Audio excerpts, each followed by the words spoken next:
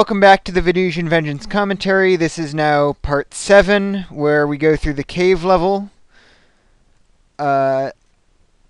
This continues the trend of alien enemies. You're now trying to return back up to the cliffs on the other side of the destroyed bridge now by going through this cave system. And I once again have start off a bit slow with this standard crawler enemy. Just introducing the player to the caves themselves by having these narrow corridors. Make it feel like they're in more of a confined space rather than an open outdoors area. And now I introduce the first new enemy of the area, which is the bat. So the bats spawn from these holes in the walls. And in this area, I put those mushrooms there to sort of block the path so the player doesn't just run through here. But it's not a completely stopped screen since the enemies will just keep spawning.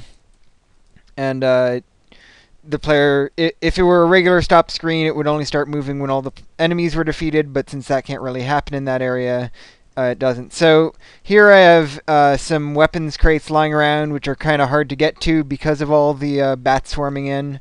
But they can be quite rewarding if you manage to get the machine gun out of one of them, because that makes fighting the bats quite a bit easier.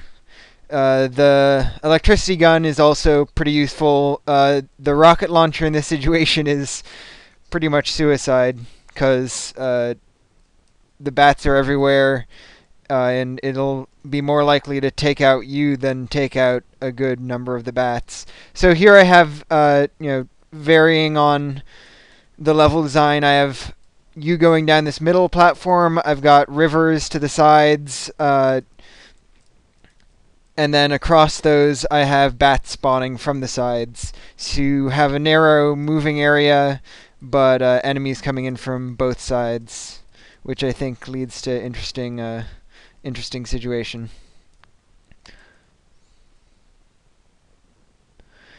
And which brings us to the mini boss of this level, which is a ninja. Now, I don't want to give away too much at this point, but there's a point in introducing a ninja at this point in the game. And it can attack you by charging at you, and also by shooting these attacks at you, and also by teleporting. So it's a fairly versatile enemy.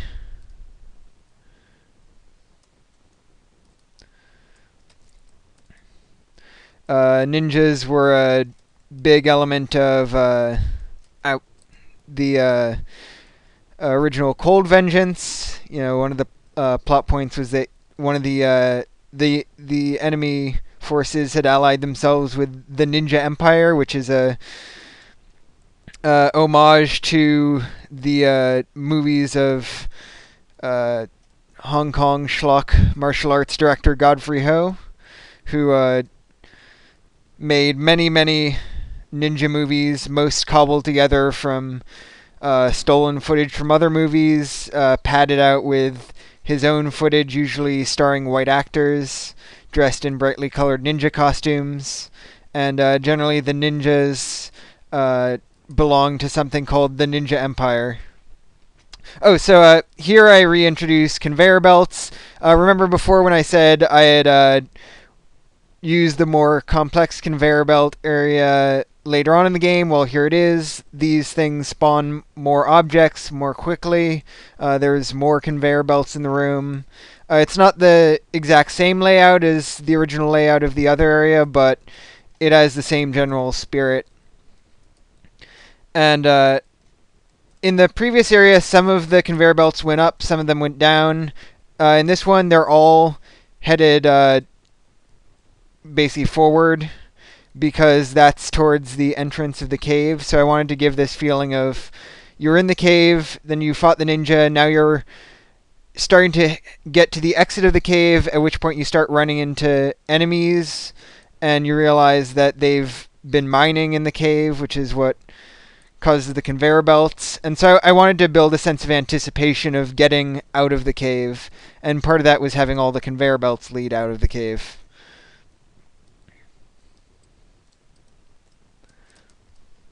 This bit is quite tough.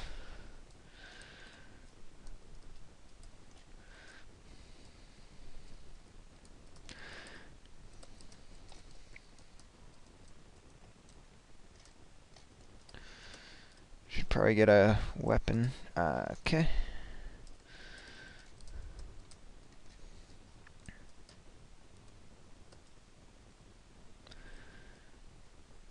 I really should have made the spawners. No, I'm just thinking of this now. I should have made the conveyor belt spawners also occasionally spawn weapons crates. That would have been cool. Uh, Hindsight being 2020 and all.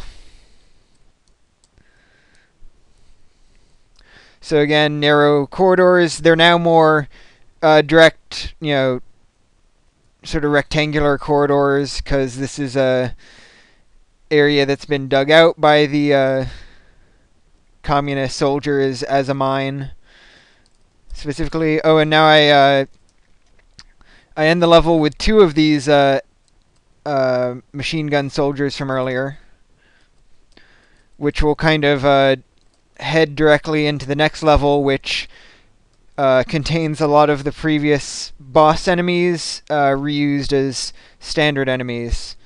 So it's kind of a bit of a boss rush level. Damn it! So close. Okay, yeah. Damn it!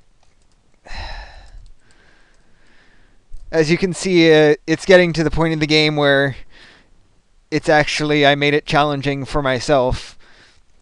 One thing a lot of designers, particularly indie designers, tend to do is try to make their games challenging for themselves, and if it doesn't feel challenging for themselves, they feel like it won't feel challenging for the player. But in reality, the player is going to be a lot less used to the game than they are, obviously. Unless you want to aim for most of the game, you should want it to be easy for the designer, which will mean it's probably still challenging for the player. And only get it challenging for the designer, if ever, near the end of the game, depending on how challenging you want the game to be, what you're going for in that.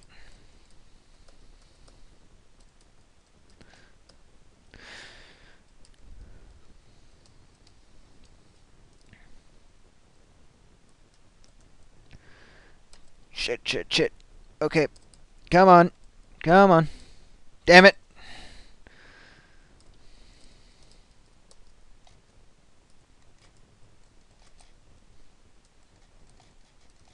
Come on. Okay, got that one.